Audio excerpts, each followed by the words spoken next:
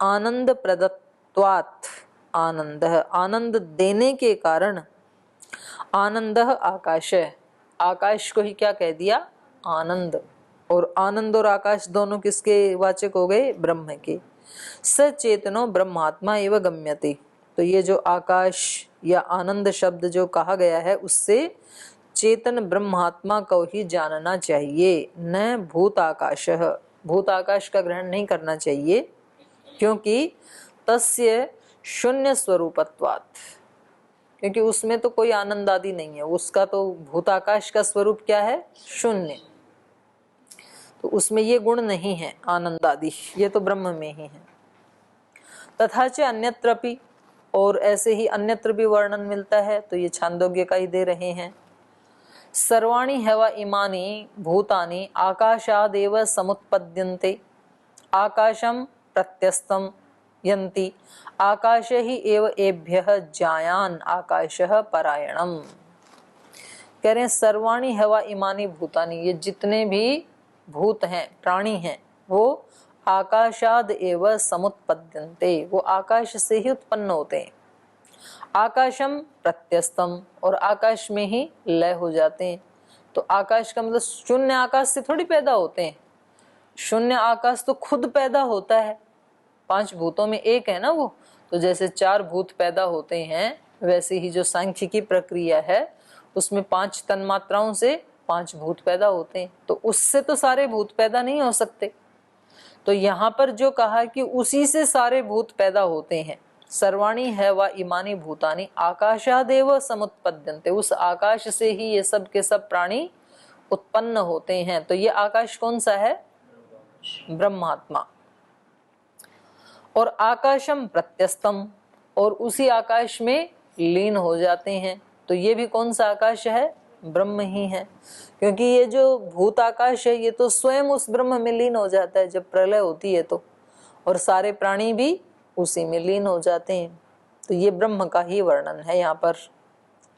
आकाशात् समुत्पद्यन्ते आकाशम प्रत्यस्तम यन्ति आकाशो ही एव एभ्यः जायान, और ये जो आकाश है वो ही इन सब से, एभ्यः, एभ्य मतलब सब भूतों से, सब प्राणियों से क्या है वो, जायान, वो बड़ा है।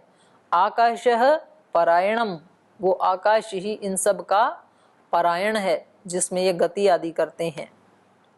एषः परो वरीयान उद्गीत स एषो अंतः परो वरो ही अस्य भवति परो वरीयसो है लोकान जयति य एतद एवं विद्वान परो वरीयान समुद्गीतम उपास्ते। तो छांदोग्य उपनिषद का ही ये उदाहरण दिया इन्होंने। एष परोवरीय, ये जो आकाश है अर्थात ब्रह्म है वो क्या है, परोवरीय, पर भी है और अवर भी है, बहुत दूर भी है बहुत नजदीक भी है। एष परोवरीय उद्गीतः, ये ही उद्गीत है। स एषो अंतः, तो वह ये जो अनंतः, स एषो अनंतः, वह यह ब्रह्म क्या है, अनंत। परोवरो ही अस्य भवति, जो इसको जानता है वो पर अवर हो जाता है। परोवरो ही अस्य भवति परोवरीय सो है लोकान जयति, और ऐसे ही महान लोगों को जीत लेता है। यह एतत् एवं विद्वान, जो इस ब्रह्म को इस रूप में जानता है कि नजदीक से नजदीक वही है, दूर से दूर वही है, और सब लोक लोकांतरों में वही ब्रह्म है, ऐसा जो उसको जान लेता है तो वो इन सारे लोक लोकांतरों को जीत लेता है। जयति यह एतद एवं विद्वान परोवरीयान समुद्गीतम उपास्ते, जो इस उद्गीत की उपासना करता है वो इन सारे परोवरीय लोगों को जीत लेता है।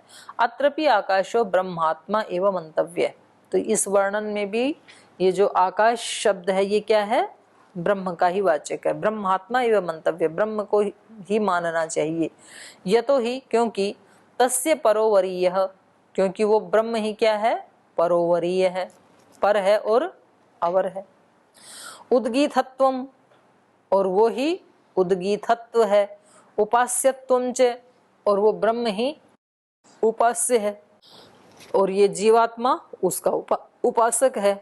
उपास्यत्वं च लिंग त्रयम उपलभ्यते। तो इस प्रकार से यहाँ उसके 3 लक्षण दिखाई दे रहे हैं। परोवरीय है, वही उपास्य है, और वही उद्गीतम, वही गान करने के योग्य। उद्गीतत्वम, उपास्यत्वम, परोवरीयस्त्वम, ये 3 जो लक्षण हैं ये स्थूल आकाश में घटित नहीं होते हैं, बल्कि उस ब्रह्म में ही घटित होते हैं। नहीं किमपि वस्तु ब्रह्मणः परम अवरम व अस्ति, क्योंकि कोई भी वस्तु ब्रह्म से परे नहीं है। आप परे से परे किसी चीज की कल्पना करो, किसी लोकांतर की, तो उसके भी परे कौन है? परमात्मा है। तो कोई भी परमात्मा से परे कोई चीज नहीं हो सकती है। और अवर मतलब नजदीक। तो आप किसी की नजदीकी की कल्पना करेंगे कि भाई कौन मेरे सबसे ज्यादा नजदीक है, तो फिर कोई माता की, पिता की, गुरु की, फिर उससे भी ज्यादा नजदीकी कल्पना करेंगे तो अपना ही शरीर अपने नजदीक है, उससे भी मन नजदीक है, उससे भी बुद्धि नजदीक है। मनसस्तु परा बुद्धि बुद्धिरात्मा महान पर है। तो कह रहे हैं कि उन सब में कल्पना करते करते सबसे नजदीक कौन है? अपने परमात्मा, क्योंकि वो आत्मा के अंदर ही है। बाकी सब तो आत्मा के आसपास हैं। मन बुद्धि आदि जो हैं वो तो आत्मा के पास रहने वाले हैं, और परमात्मा तो आत्मा के अंदर है। आत्मनि अंतः पीछे आए ना अभी, आत्मा के भी जो अंदर है, जिसको आत्मा भी नहीं जानता, तो वो परमात्मा क्या हो गया? हमारे अवर, सबसे निकटतम, माने उससे निकट कोई हो सकता नहीं है। तो भी हम उसको दूर दूर ढूंढते हैं, बार बार ढूंढते हैं, जंगल में जाके ढूंढते हैं, और वो तो हमारे सबसे नजदीक बताया। न ही किम अपि वस्तु, कोई भी वस्तु ब्रह्मण परम अपरम वास्ति, ना तो कोई वस्तु ब्रह्म से परे हो सकती है, वो दूर से दूर है, और ना ही कोई वस्तु परमात्मा से अवर हो सकती है, नजदीक नहीं हो सकती है, वो सबसे नजदीक है। दीदी, हाँ, परमात्मा आत्मा के अंदर रहता है। जब आत्मा शरीर छोड़ देता है तो परमात्मा भी छोड़ देता है उसको। है?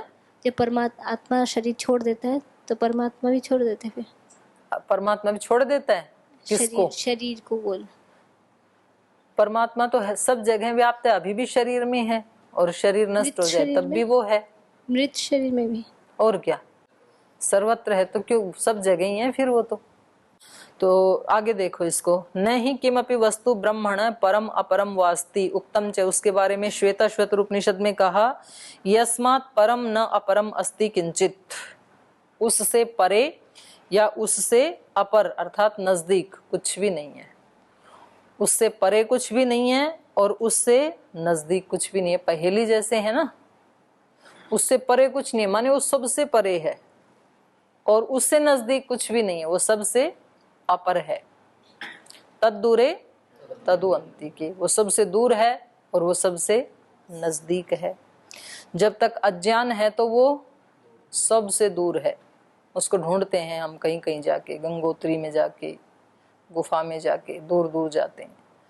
और यदि जिसके हृदय में श्रद्धा है, भक्ति है, ज्ञान है, उसके वो सबसे नजदीक है। यस्मात् परम न अपरम अस्ति किंचित, यस्मात् न अणीयो न ज्यायो अस्ति किंचित, उससे सूक्ष्म कुछ भी नहीं है। अणीय मतलब अणु से भी छोटा, अणियान, और ज्याय मतलब महान, उससे बड़ा कुछ भी नहीं है। कितनी भी बड़ी से बड़ी वस्तु की आप कल्पना करेंगे, उसको भी बनाने वाला वो है। पर्वत आदि जो महान चीजें हैं, उनसे भी महान फिर पृथ्वी, समुद्र आदि, फिर इस पृथ्वी से भी बड़े सूर्य आदि लोकांतर, और वो उन सब को भी बनाने वाला, तो उससे कुछ बड़ा नहीं है। और यस्मात् न अणियो, प्रभु तुम अणु से भी सूक्ष्म हो और तुम गगन से विशाल हो, तो तुम्हें क्या मिसाल दें, तुम बेमिसाल हो तो तुम्हारी किसी के साथ उपमा नहीं की जा सकती। वृक्ष इव स्तब्धो दिवी, और फिर वो इस सारे द्युलोक में कैसे स्थिर है? वृक्ष की तरह से। जैसे वृक्ष कहीं चलता फिरता नहीं है ना, स्थिर है, यद्यपि उसकी टहनियां आदि तो हिलती हैं हवा में, वो तो अस्थिर होती हैं, लेकिन जो वृक्ष जो तने वाला भाग है वो बिल्कुल स्थिर रहता है। तो ऐसे परमात्मा द्युलोक में दिवी तिष्ठति वृक्ष इव स्तब्ध है, वृक्ष की तरह से वो इस सारे द्युलोक में स्तंभ की तरह से, मतलब हिलता डुलता इसलिए नहीं है क्योंकि वो व्याप्त है ना सब जगह, तो कहीं स्पेस हो तो हिले डुले, जो वो सब जगह ही है तो वो स्तब्ध है।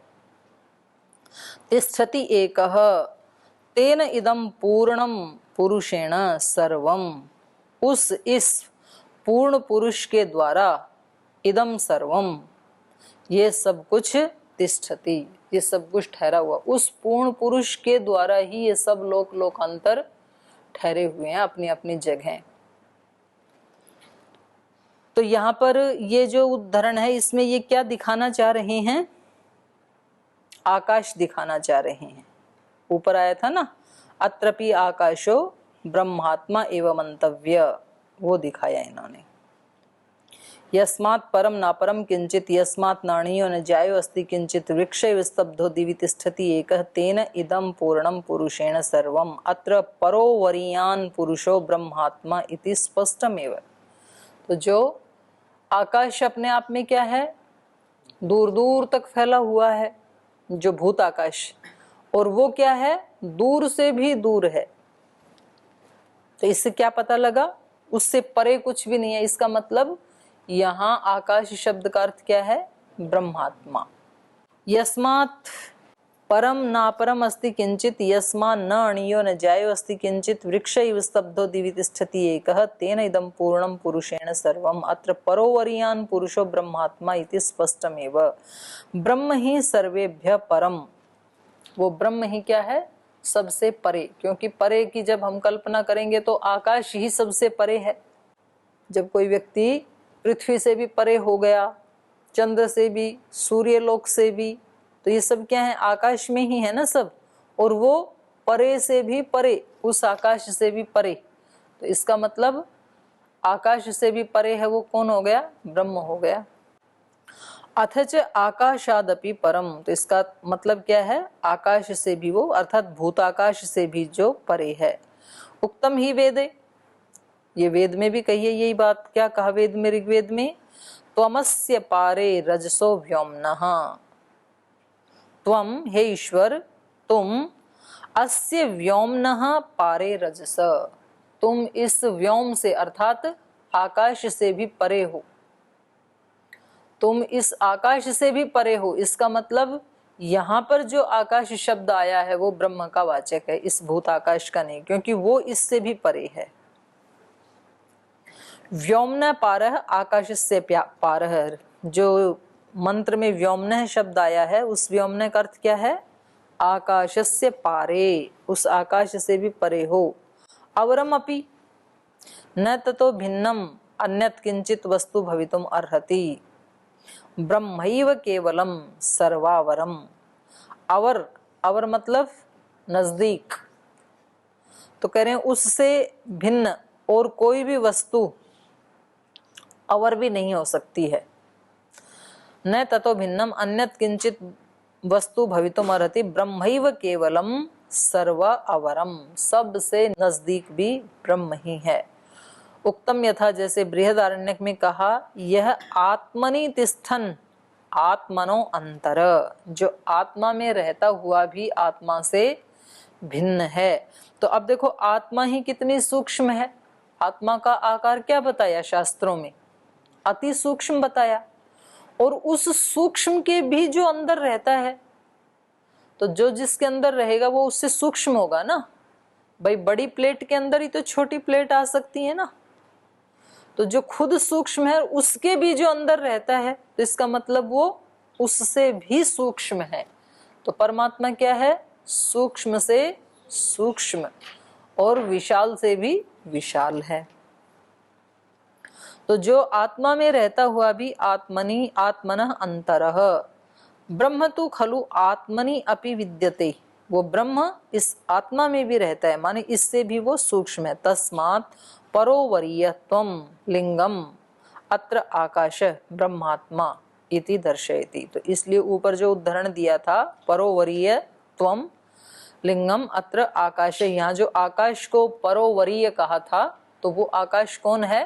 ब्रह्म ही है। द्वितीयम लिंगम उद्गीतत्वम, 3 लिंग बताए थे ना यहाँ ऊपर इन्होंने, परोवरीयस्त्वम, उद्गीतत्वम, उपास्यत्वम। तो दूसरा जो लिंग बताया द्वितीयम लिंगम उद्गीतत्वम, तो कह रहे हैं उद्गीतत्वम अपि ब्रह्मणि एव संगच्छते। तो उद्गीतत्व भी ब्रह्म में ही संगत होता है, क्योंकि स्थूल ये जो भौतिक आकाश है, भूतों वाला आकाश है, उसमें उद्गीतत्व की संगति नहीं लग सकती है। तस्य अनंत गुण कर्मत्वात् विविध गुणगानम ब्रह्मणि एव सार्थकम भवति न भूत आकाशी। क्योंकि वहां पर जो उद्गीतत्व का जो प्रकरण है वहां पर अनंत गुण कर्मत्वात्, उस उद्गीत के अनंत गुण अनंत कर्म बताए हैं। तो कह रहे हैं विविध गुणगान जो किया गया है वो ब्रह्मणि एवं सार्थकम भवति, वो उस ब्रह्म में ही सार्थक हो सकता है, न भूत आकाश। भूत आकाश का वो गुणगान नहीं हो सकता है, क्योंकि तस्य शून्य स्वरूपत्वात्, ये जो भूत आकाश है इसका स्वरूप तो क्या है? शून्य। तृतीयम च लिंगम उपास्यत्वम, और तीसरा लिंग क्या बताया था उसका? उपास्य। अत्रपि आकाशो ब्रह्मात्मैव मंतव्य, ये ऊपर आया था ना छांदोग्य उपनिषद का, सबसे ऊपर आया था ना 2 पंक्तियों के बाद तीसरा, एष परोवरीयान उद्गीत स एषो अनंतः परोवरो ही यस्य भवति, ये आया था ना। तो ये 3 गुण बताई थी, 3 लिंग बताई थी। तो कह रहे हैं तृतीयम च लिंगम उपास्यत्वम, तीसरा लिंग क्या बताया था आकाश का? उपास्यत्व। उपास्यत्वम प्रदर्शितम तदपि ब्रह्मात्मनि एव सार्थकम न भूताकाशे।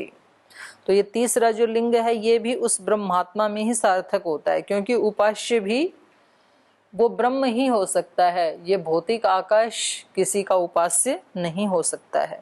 तस्य उपासना असंभवात, क्योंकि जिसका शून्य स्वरूप है उसकी कोई कैसे उपासना करे, तो उसकी उपासना असंभव होने से न ही गुण कर्म विहीनम वस्तु उपास्यत्वम अर्हति, जिसका कोई गुण नहीं कर्म नहीं, तो गुण कर्म आदि से विहीन जो वस्तु है वो उपास्य कैसे हो सकती है? उसकी कैसे उपासना करें? जिसका स्वरूप ही शून्य है, कुछ है ही नहीं, तो उसकी उपासना कैसे करें? तो इसलिए यहाँ पर उपास्य रूप होने के कारण भी यहाँ जो आकाश को कहा है तो वो ब्रह्म का ही वाचक है। अन्यत्र पीछे और यहाँ छांदोग्य का ही दूसरी जगह का एक उदाहरण दे रहे हैं, आकाशो वही नाम नाम रूपयोर निर्विहिता ते यदंतरा तद ब्रह्म। तो यहाँ छांदोग्य उपनिषद में यहाँ भी आकाश शब्द आया है। आकाशो वही, ये जो आकाश है वही नाम नाम रूपयोर निर्वहिता, ये आकाश ही सब नाम और नाम रूपों का निर्वहन करने वाला है। अर्थात जितने भी नाम हैं वो किसी न किसी प्राणी के हैं, कोई वस्तु के हैं, और वो सारे के सारे प्राणी वस्तुएं आदि वो सब किससे उत्पन्न हुई हैं? ब्रह्म से। तो यहाँ आकाश से उत्पन्न हुई आकाश में रहती हैं, तो यहाँ आकाश का मतलब क्या है? ब्रह्म। क्योंकि ये जो भूत आकाश है ये तो नाम और नाम रूपों से विहीन है, शून्य है वो तो, उसमें ना कोई नाम उत्पन्न होता है, ना कोई रूप, ना कोई कर्म। आकाशो वही नाम नाम रूपयो निर्वहिता ते यदंतरा तद ब्रह्म। तो जिसमें ये सब नाम और रूप आदि हैं, यद अंतरा, जिसके अंदर ये सब हैं, तद ब्रह्म, वो ब्रह्म ही है। तो बिल्कुल स्पष्ट ही कह दिया ना छांदोग्य उपनिषद में कि ये जो आकाश है जिसमें ये सब नाम और नाम रूप आदि रहते हैं, तद ब्रह्म, वो आकाश कौन है? ब्रह्म है। बिल्कुल स्पष्ट ही तो कह दिया। अत्रपि आकाशो नाम ब्रह्मात्मा विज्ञेन भूत आकाश। तो यहाँ पर भी जो आकाश नाम है वो किसका है? ब्रह्म का ही है, ब्रह्मात्मा का ही, न कि भूत आकाश का। लिंगम ही अत्र नाम रूप निर्वाहकत्वम, क्योंकि यहाँ पर ब्रह्म का क्या लक्षण है? लिंग क्या है? अत्र नाम रूप निर्वाहकत्वम, नाम रूपों का जो निर्वाहक है, अर्थात जिसमें सारे नाम रूप रहते हैं, वो कौन है? वो तो ब्रह्म ही है। तस्य चेतनात्मकस्य ब्रह्मणः कार्यम न जड़स्य आकाशस्य।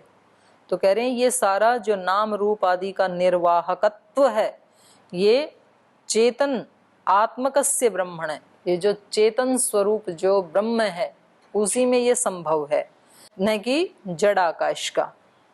ये ब्रह्म का ही कार्य हो सकता है। अत्र स्पष्टम सूचितम एवं, तो इस उदाहरण में तो बिल्कुल स्पष्ट रूप से ही कह दिया तद ब्रह्म इति, वो आकाश क्या है? ब्रह्म ही है। छांदोग्य उपनिषद में कह दिया ना, यहाँ 8:14-1 में तद ब्रह्म, तो कह रहे हैं स्पष्ट ही सूचित कर दिया ये तो। तस्माद् अध्यात्म प्रकरणे यत्र आकाश शब्द उपलभ्यते स ब्रह्मवाचक इति ज्ञेयम्। इसलिए अध्यात्म प्रकरण में जहां कहीं भी आकाश शब्द उपलब्ध होता है तो वहां आकाश शब्द से क्या लिया जाएगा? ब्रह्म लिया जाएगा। तो ये कितने नामों का मीमांसा हो गई? आनंदमय, अंतर, आकाश। अब चौथा नाम है प्राण। ये उन नामों की यहाँ पर मीमांसा चल रही है जो डबल डबल संज्ञा रखते हैं। जैसे आकाश से भूताकाश भी लिया जाएगा और ब्रह्म भी लिया जाएगा। तो ये देखना पड़ेगा कि कहीं भूतों की चर्चा चल रही है तो वहां आकाश शब्द से भूताकाश का ग्रहण होगा, और कहीं अध्यात्म प्रकरण चल रहा है तो वहां आकाश से ब्रह्म का ग्रहण किया जाएगा। ऐसे ही अंतर शब्द का अर्थ होता है अंदर या फासला। तो जहां कहीं आध्यात्मिक प्रकरण चल रहा होगा वहां अंतः शब्द से क्या अर्थ लिया जाएगा? ब्रह्म लिया जाएगा। और कहीं भूत आदि का प्रसंग चल रहा होगा तो अंतर से क्या लिया जाएगा? अंदर या डिस्टेंस। ऐसे ही आकाश शब्द, ऐसे ही प्राण शब्द। अब कहीं शरीर आदि की चर्चा चल रही होगी तो वहां प्राण से क्या लिया जाएगा? श्वसन क्रिया। और जहां कहीं आध्यात्मिक प्रसंग चल रहा होगा तो वहां प्राण से क्या लिया जाएगा? ब्रह्म लिया जाएगा। वो आप गायत्री मंत्र का अर्थ करते हैं ना, ओम भुवः। भुवः मतलब प्राणों का भी प्राण, वो प्राणों का भी प्राण है। तो जो प्राणों का प्राण है उस प्राण की भी संज्ञा क्या है? प्राण ही है। तो वहां प्राणों का प्राण कहा, वो प्राण का मतलब क्या है? ब्रह्म, वो ब्रह्म है। तो इसलिए यहाँ पर इसके ऊपर भी चर्चा कर रहे हैं। अतः एव प्राणः, अतः एव माने इसी हेतु से। किस हेतु से? तल्लिंगात, जो पिछले सूत्र में कहा था ना, तल्लिंगात मतलब ब्रह्मलिंगात, ब्रह्म का लक्षण पाया जाने से, उस ब्रह्म का ही लक्षण घटित होने से प्राणः, ये प्राण भी ब्रह्मवाचक है, ब्रह्म का वाचक है। पहले जो हेतु दिया था उसी हेतु से प्राण भी ब्रह्म का ही वाचक है। अतः एव प्राणे माने अतः कारणात, अतः कारणात माने तन्लिंगाद एव, तन्लिंगाद एव माने ब्रह्मलिंगाद एव, ब्रह्मलिंगात मतलब ब्रह्म लक्षणाद एव, ब्रह्म का लक्षण पाए जाने से।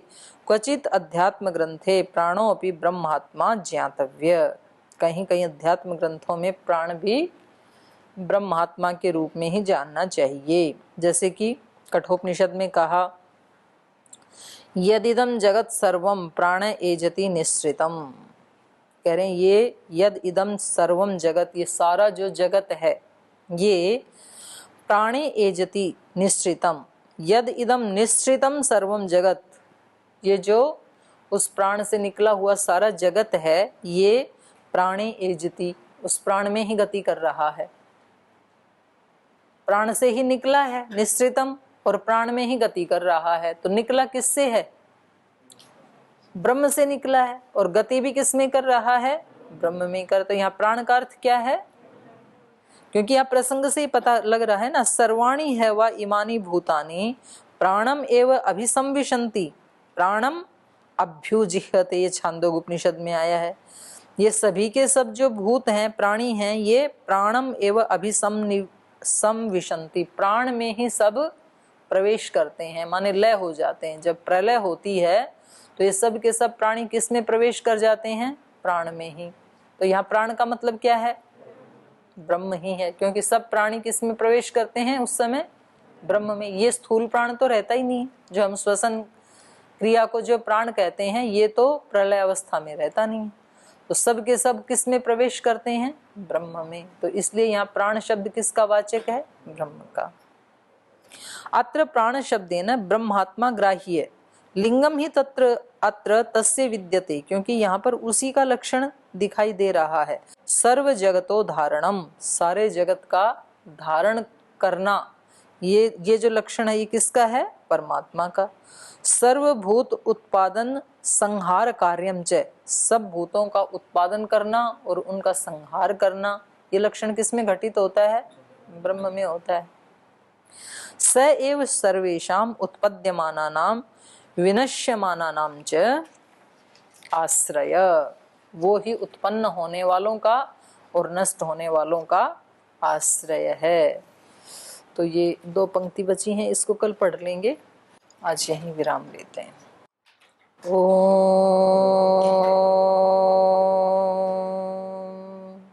शांति शांति शांति। श्री गुरुभ्यो नमः।